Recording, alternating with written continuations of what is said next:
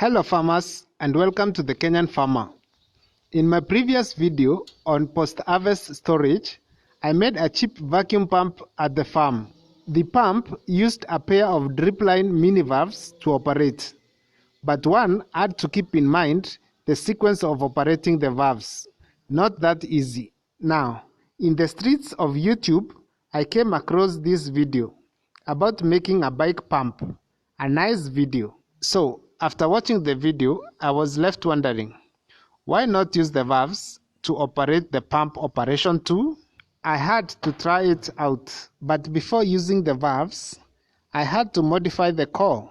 See, inside the core, there is usually a spring in place that keeps the valves in the normally closed position. By removing the spring, this will make it easy to operate. To remove the spring, it's not easy, as I found out. I had to use a needle and pliers, but still it was not easy. My idea is to replace the mini valves with two tire valves. But the tire valves are to be installed in a reversed manner, like one facing inside and another facing outside. Like when you pull the handle, air is drawn in, and when you press it in, the other valve expels the air. I have decided today to spend time upgrading the pump. I like creating things with my hands. Besides, it's not a bad content for a video. I was watching TV the other day, how some smart individuals were awarded a Nobel Prize for creating the shortest pulse using light. That's quite amazing. I just pray that such discoveries will be a blessing to mankind. In today's world, our appetite for war is very high. One part of the world dying of famine due to poverty, while another is displaying how they can use expensive, superior weapons on women and children. It's sad. Right here in Kenya, there was this sad story of a cult in the coast that asked its members to fast to death. That's modern day human sacrifice. Things happen with our eyes wide shut. It's not normal. You just wonder. Humans are smart beings, but at times it's just hard to understand or even make sense. I have decided to modify this valve. There are some other stuff that I will use, like this piece that I made from this old flexi tube. There are also these two pieces of rubber that I have made from this piece of tube.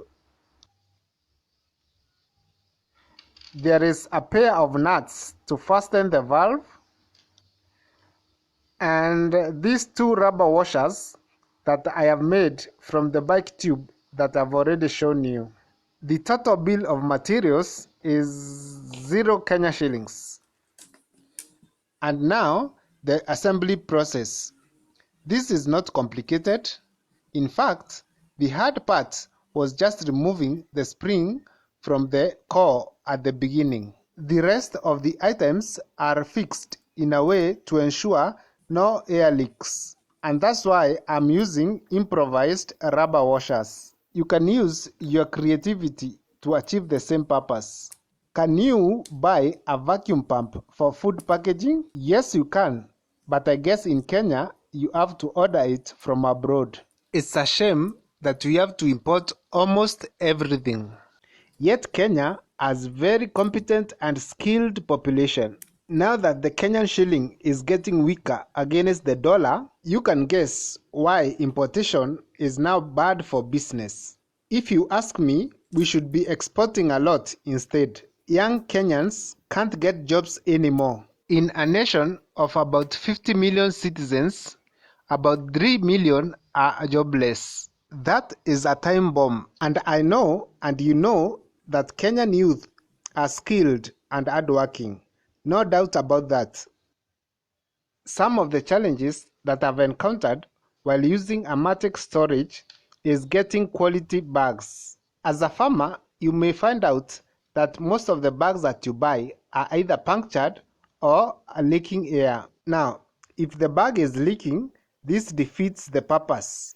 This may be due to poor handling by suppliers or even the agro shops. No wonder many farmers don't trust in these bags.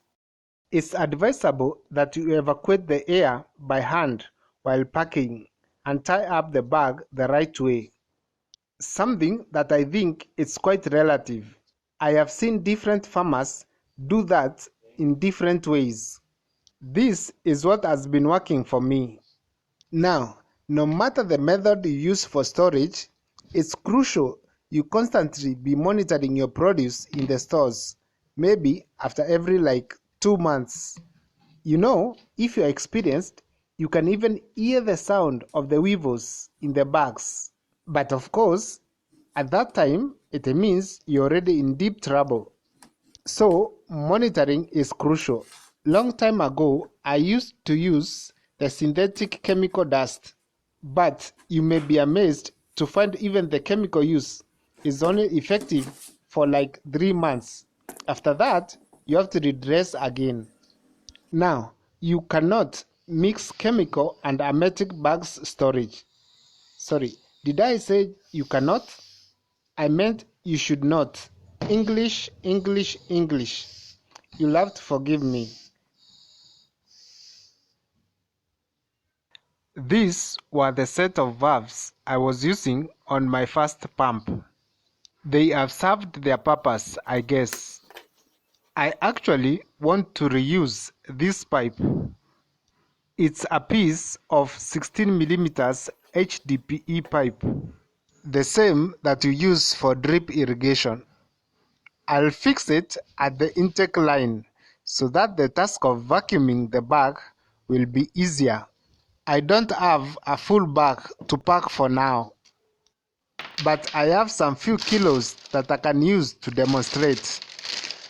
Usually, when you buy a new bag, they come with new threads inside to be used to tie up the bag. But for this exercise, I will still use tube or rubber strips to tie up the ends. I personally find them convenient. So next time you get an old tube, don't throw it away. Everything that we have used to upgrade the pump is from old tubes. If this works, it will be nice. It takes off the burden of keeping opening and closing the valves. It's good to tell the truth. You can make millions via farming within a season, say 3 months. I can't think of another business you can make such money in such a short time. This is what marketers and salesmen use to convince Kenyans. But I'm not a marketer. The truth is that if you approach farming in a bad way, things can easily go bad. You need people to tell you the truth and some guidance through the journey. Big risks, big gains. So let's see if the pump is working.